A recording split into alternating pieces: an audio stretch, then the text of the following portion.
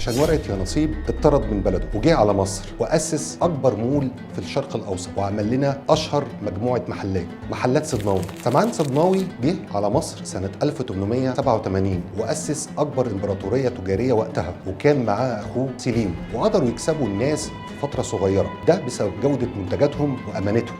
وبخصوص موضوع أمانتهم هحكي لكم قصة سريعة. كان في مجموعة من سيدات البلاط الخديوي كان بيعملوا شوبينج عنده، وبعد ما خلصوا ودفعوا الفلوس ومشوا اكتشف سمعان ان قيمة البضاعة اللي هم اخدوها اقل بكتير من اللي هم دفعوها. بعد فترة قصيرة واحدة من السيدات دول رجعت تاني، اول ما شافها سمعان جري عليها وحكى لها اللي حصل ورجع لها الفلوس. الست انبهرت وابتدت تحكي كل القصة ديت للناس اللي تعرفها، وعشان كده اتشهروا بسبب موضوع امانته. وفي سنة 1913 بنوا جراند صدناوي اللي كان فخر لكل عيلة صدناوي، اول مول في الشرق الاوسط موجود في ميدان الخزندار وعلى مساحة 8530 متر. بناه المهندس جورج بار على هيكل معدني وقلل الأعمدة عشان يزود المساحة الداخلية للمول.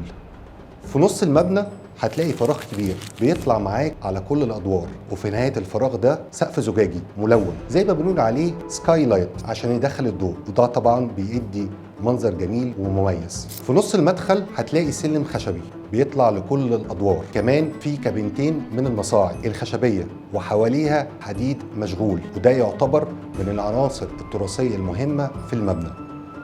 ولسه تاريخ مصر بيقول انا حكايه ورا حكايه بدون نهايه.